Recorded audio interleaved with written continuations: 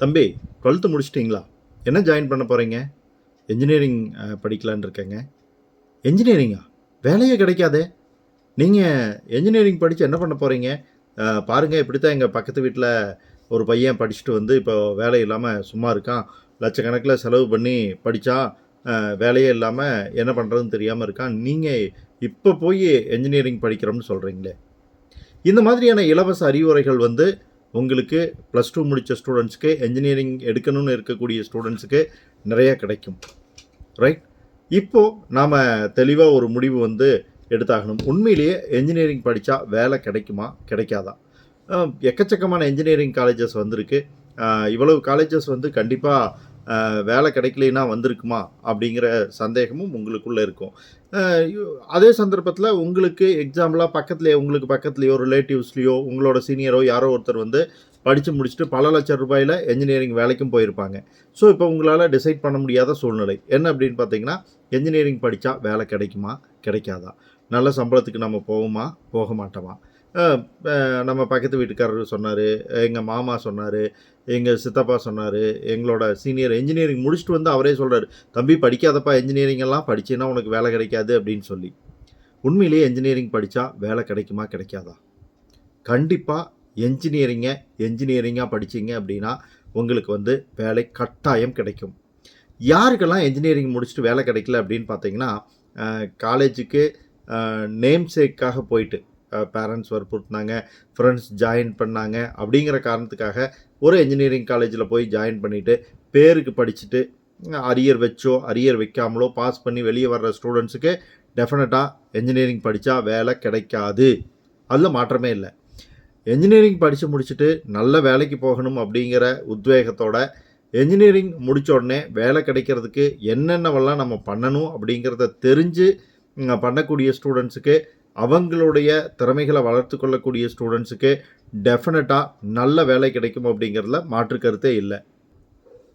அப்போ என்ஜினியரிங் படிக்கக்கூடிய எல்லாத்துக்குமே வேலை கிடைக்காததுக்கான காரணம், நல்ல கல்லூரிய செலக்ட் பண்ணாததா இருக்கலாம். செலக்ட் பண்ண பிரான்ச்சில தேவையான விஷயங்கள கத்துக்காதவங்களா இருக்கலாம். வேலைவாய்ப்புக்கு என்னென்ன விஷயங்கள் எல்லாம் தேவைப்படுதோ, ஆப்டிட்யூட் டெஸ்ட்டுக்கா இருக்கட்டும், இன்டர்வியூக்கு ப்ரிப்பேர் பண்ணுறதா இருக்கட்டும், கம்யூனிகேஷன் ஸ்கில்ஸை டெவலப் பண்ணிக்கிறதா இருக்கட்டும், சாஃப்ட்வேர் லாங்குவேஜ் படிக்கிறதா இருக்கட்டும், அல்லது அவங்க படிக்கிற கோர்ஸுக்கு சப்போர்ட்டிவான கோர்ஸ் கத்துக்கிறதா இருக்கட்டும், இதெல்லாம் எதுவுமே பண்ணாத ஸ்டூடெண்ட்ஸ்க்கு டெஃபினட்டா எப்படி வேலை கிடைக்கும் அப்படின்னு சொல்லுங்க. அதுபோலவே சப்ஜெக்ட்லயும் பர்ட்டிகுலர் மார்க்ஸ் வந்து நம்ம கண்டிப்பா எடுக்கணும். அப்பதான் நமக்கு வந்து ஒரு அங்கீகாரம் கிடைக்கும். நான் அதெல்லாம் மாட்டேன். ஜஸ்ட் பாஸ் பண்ணா போதும். என்ஜினியரிங்க்கு வந்து நாலேட்ஜ் இருந்தா போதும் அப்படின்னு சொல்லி ஒரு கூட்டம் ஒண்ணு கிளம்பியிருப்பாங்க. வெறும் நாலேட்ஜ் இருந்தா போதும், மார்க் தேவையில்ல அப்படின்னு. கண்டிப்பா அப்படியெல்லாம் கிடையாது. என்ஜினியரிங்ல வந்து நீங்க நல்ல பொசிஷனுக்கு போகணும் அப்படின்னா, மார்க்கும் தேவை அப்படிங்கிறத ஞாபகம் வச்சுக்கணும். ஸோ ஆரம்பத்துல இருந்தே பிளான் பண்ணி நீங்க படிக்கணும். என்ஜினியரிங் காலேஜுக்குள்ள போறது பிரச்சனை இல்ல. ஒரு குறிப்பிட்ட ஸ்டடி பிளான் வந்து உங்ககிட்ட இருக்கணும். நம்ம சப்ஜெக்ட்டுக்கு எவ்வளோ நேரம் ஸ்பெண்ட் பண்ண போறோம், அடிஷ்னலா சில விஷயங்கள கத்துக்கிறதுக்கு எவ்வளோ நேரம் ஸ்பெண்ட் பண்ண போறோம். இந்த மாரி விஷயங்கள் எல்லாமே வந்து நீங்க டிசைட் பண்ணி, அதுக்கு தகுந்த மாதிரி ஆரம்பத்துலேருந்தே படிக்க ஆரம்பிச்சீங்க அப்படின்னா தான், உங்களால கிளியர் பண்ண முடியும். லைப்ரரியா இருக்கட்டும், அல்லது வைஃபை க ச கம்ப்யூட்டர் லேபை யூஸ் பண்ணுறதா இருக்கட்டும், சாஃப்ட்வேர் கத்துக்கிறதா இருக்கட்டும், இந்த மாதிரியான நிறையா விஷயங்களுக்கும் நீங்க எப்படி உங்களோட ஸ்கெட்யூல பிரிச்சு போட்டு ஒர்க் அவுட் பண்றீங்க அப்படிங்கிறத பொறுத்தது தான் வேலைவாய்ப்பு. உங்க பக்கத்துல வேலை கிடைச்சவங்கள கேட்டு பார்த்தீங்கன்னா தெரிஞ்சிருக்கும். ஒண்ணு அவங்க நல்ல காலேஜ்ல படிச்சிருப்பாங்க. கொஞ்சம் முயற்சி பண்ணாலே அவங்க வேலைக்கு போயிருப்பாங்க. ஒரு ரொம்ப லோவான காலேஜ்ல படிச்சிருப்பாங்க. இவங்களுக்கு ஈக்குவலான வேலைக்கு போயிருப்பாங்க. அவங்க என்ன எஃபோர்ட் போட்டிருக்காங்க அப்படிங்கிறத கேட்டீங்கன்னா, அவங்க சொல்லிருவாங்க. ஸோ அந்த எஃபோர்ட் எல்லாம் நம்ம போட வேண்டியிருக்கும். இன்னைக்கு அ நெறைய விஷயங்கள வந்து நம்ம கத்துக்க வேண்டி இருக்கு. காம்படிஷன்ல நம்ம பெரிய அளவுல ஸ்டாண்ட் பண்ண வேண்டி இருக்கு அப்படிங்கிறதெல்லாம் தெரியாம, பொத்தாம் பொதுவா என்ஜினியரிங் படிச்சா வேலை கிடைக்காது அப்படிங்கிற எண்ணத்துல இருக்கக்கூடாது அப்படிங்கிறது தான் மிக முக்கியமான விஷயம். உங்ககிட்ட வந்து சொல்றாங்க இல்லையா, என்ஜினியரிங் படிச்சா வேலை கிடைக்காதுன்னு. அவங்க யாரு? அவங்களுக்கு என்ஜினியரிங்க பத்தி என்ன தெரியும்? என்ஜினியரிங் படிச்ச எத்தன பேர்த்துக்கு வேலை கிடைச்சது, கிடைக்கலைங்கிற டேட்டா அவங்ககிட்ட என்ன இருக்கு? அ எந்த காலேஜ்ல படிச்சு அந்த ஸ்டூடண்ட்டுக்கு வேலை கிடைக்கல, எதனால வேலை கிடைக்கல அப்படிங்கிறதெல்லாம் அவங்க தெரிஞ்சு வச்சிருக்காங்களா? அப்படிங்கிறதெல்லாம் விசாரிங்க. அவங்க ஓடி போயிருவாங்க. சரிங்க, நான் என்ஜினியரிங் படிக்கல. நான் என்ஜினியரிங்க விட்டுட்டு வேற என்ன படிச்சா எனக்கு வேலை கிடைக்கும் சொல்லுங்க. அப்படின்னு சொல்லி அவங்ககிட்டயே நீங்க திரும்ப கேட்கலாம். ஏன்னா, நமக்கு இது வேண்டான்னு சொல்கிறவங்க எது படிக்கலாங்கிறதையும் அவங்களே சொல்லணும் இல்லையா? அதனால் நீங்கள் வந்து அவங்ககிட்ட துணிஞ்சு கேளுங்க. ஓகே, நான் என்ஜினியரிங் படிக்கல, என்ஜினியரிங் வேண்டாம், என்ஜினியரிங் படித்தா வேலை கிடைக்காது. அப்படின்னா நீங்கள் என்ன படிக்க சொல்கிறீங்க? படித்து முடிச்ச உடனே என்ஜினியரிங்கில் இந்த பக்கத்து வீட்டு அண்ணன், அந்த அக்கா வாங்குகிற சம்பளம் வந்து எனக்கு கிடைக்கணும். அந்த மாதிரி ஒரு படிப்பை சொல்லுங்கள் அப்படின்னு கேளுங்க. கண்டிப்பாக அடுத்த முறை அவங்க உங்களை திரும்பி கூட பார்க்காம போயிடுவாங்க. இதுக்கெல்லாம் காரணம் பொத்தாம் பொதுவான ஒரு எண்ணம். ஒரு சிலருக்கு இதில் பொறாமையும் கூட இருக்கலாம். சிலர் வந்து உண்மையிலே விவரம் அறிஞ்சு சொல்லலாம்.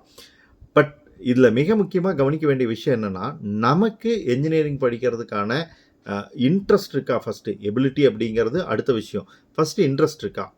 அது ரொம்ப ரொம்ப முக்கியமான விஷயம். ஏன்னா நமக்கு விருப்பம் இல்லாமல் நம்ம ஒரு கோர்ஸ் எடுத்து படிக்கிறோம் அப்படின்னா, அது என்ன கோர்ஸாக வேணாலும் இருக்கலாம். இப்போ உங்களுக்கு வந்து ஹிஸ்ட்ரி நல்லா வரும், நீங்கள் பிஏ ஹிஸ்ட்ரி எடுக்கிறீங்க, ஆனால் உங்களுக்கு அதில் இன்ட்ரெஸ்ட் இல்லை. நல்லா வரும், இன்ட்ரெஸ்ட் இல்லை. அப்போ அதில் உங்களால் ஸ்கோர் பண்ண முடியாது. ஸோ அப்போது தெளிவாக இருக்கணும். என்ஜினியரிங் படிக்கிறதுக்கான இன்ட்ரெஸ்ட் இருக்கா? நல்ல கட் ஆஃப் மார்க் வருமா உங்களுக்கு? மேத்தமெட்டிக்ஸ் நல்லா தெரியுமா? ஃபிசிக்ஸ், கெமிஸ்ட்ரி, சம்ஸ், அந்த தியரி இதெல்லாம் வந்து நீங்கள் நல்லா ஒர்க் அவுட் பண்ணி பார்ப்பீங்களா? இந்த மாதிரியான விஷயத்தையெல்லாம் நீங்கள் அனலைஸ் பண்ணிக்கணும். ஓகே, எனக்கு வந்து ஆப்டிடியூட் ஸ்கில் இருக்குது, கம்யூனிகேஷன் ஸ்கில் இருக்குது. இல்லைனாலும் நான் இந்த 4 வருஷத்தில், அடுத்து வரக்கூடிய 4 வருஷத்தில் இதையெல்லாம் டெவலப் பண்ணிக்குவேன் அப்படின்னு உங்களுக்குள்ள கான்ஃபிடென்ட் இருந்தால், நீங்கள் உங்களை பார்த்து என்ஜினியரிங் படித்தா வேலை கிடைக்காது அப்படின்னு சொல்கிறவங்ககிட்ட சொல்லலாம். நான் கண்டிப்பாக வேலை வாங்கிடுவேங்க. நல்ல காலேஜில் ஜாயின் பண்ண போகிறேன். நல்ல விதத்தில் வேலையோட வந்து காட்டுவேங்க அப்படின்னு உங்களால் அவங்ககிட்ட சேலஞ்சே பண்ண முடியும். கன்ஃபியூஸ் ஆகாதீங்க. 4 பேர் சொல்கிறத கேட்டு ஐயையோ இப்படி இருக்குமோ, நம்ம எடுத்துகிட்டு ஃப்யூச்சரில் சிரமப்பட வேண்டி இருக்குமோ அப்படிங்கிற மாதிரியெல்லாம் குழப்பத்துக்குள்ளாகாமல் நல்ல தெளிவான முடிவாக எடுங்க. காலேஜும் சரி, கோர்ஸும் சரி, நீங்கள் நிறுத்தி நிதானமாக தேடி அனலைஸ் பண்ணி இது நமக்கு ஒத்து வரும் அப்படிங்கிறதையெல்லாம் ரெடி பண்ணி நீங்கள் ஜாயின் பண்ணணும். உங்களோட கட் ஆஃப் மார்க் கொஞ்சம் கம்மியாக இருக்குது, நல்ல காலேஜில் சேர்கிற அளவுக்கு வசதி இருக்குது அப்படின்னா நீங்கள் மேனேஜ்மெண்ட் கோட்டாவில் கூட ஜாயின் பண்ணலாம், தப்பு இல்லை. ஏன்னா இப்போ நீங்கள் கொஞ்சம் செலவு பண்ணிட்டாலும் சரி, என்ஜினியரிங்கில் நல்ல காலேஜில் படிக்கிறதுக்கு நீங்கள் பண்ணக்கூடிய செலவு வந்து உங்களோட ஃப்யூச்சர் இன்வெஸ்ட்மெண்ட் அப்படின்னு கூட சொல்லலாம். அதனால் அந்த மாதிரி ஒரு நல்ல காலேஜை தேடி அந்த காலேஜில் ஒரு நல்ல கோர்ஸில் ஜாயின் பண்ணிட்டீங்க அப்படின்னா டெஃபினட்டாக உங்களுக்கு வந்து நல்ல எதிர்காலம் இருக்குது அப்படின்னு தான் சொல்லுவேன் நான். ஸோ என்ஜினியரிங் பற்றி தெரியாதவங்க யாரும் வந்து உங்கள்கிட்ட இனிமேல் இப்படி ஒரு வார்த்தையை சொன்னாங்க அப்படின்னா அவங்களுக்கு நீங்கள் இந்த கேள்விகளை திரும்ப கேளுங்க. உங்களோட ஃப்ரெண்ட்ஸும் இந்த மாதிரி நிறைய குழப்பத்தில் இருக்கலாம். என்னப்பா இவங்கெல்லாம் வந்து இப்படி சொல்கிறாங்க, நான் என்ன பண்ணுறதுன்னு கேட்டாங்கன்னா அவங்களுக்கு இந்த வீடியோவை கண்டிப்பாக மறக்காமல் ஷேர் பண்ணுங்கள். அவங்களும் இந்த விஷயத்தை தெரிஞ்சுக்கிட்டோம். என்ஜினியரிங் ஜாயின் பண்ணுறது சம்மந்தமாக உங்களுக்கு நிறைய குழப்பங்கள் இருக்கலாம். உங்களோட குழப்பங்கள் என்னென்ன இருக்கோ எல்லாத்தையும் கமெண்ட்டில் கேளுங்க. அடுத்தடுத்த வீடியோக்களில் நம்ம அதை பற்றி நிறையா டிஸ்கஸ் பண்ணுவோம். என்னென்ன டாப் காலேஜ் இருக்குது, என்ன டாப் கோர்சஸ் இருக்குது, எப்படி ஜாயின் பண்ணுறது, எல்லாமே வெகு விரைவில் உங்களுக்கு வரும். தெரிஞ்சுக்கிறதுக்காக சேனலை மறக்காமல் சப்ஸ்கிரைப் பண்ணுங்கள். பிடிச்சிருந்தால் லைக் பண்ணி ஷேர் பண்ணுங்கள். Bye friends.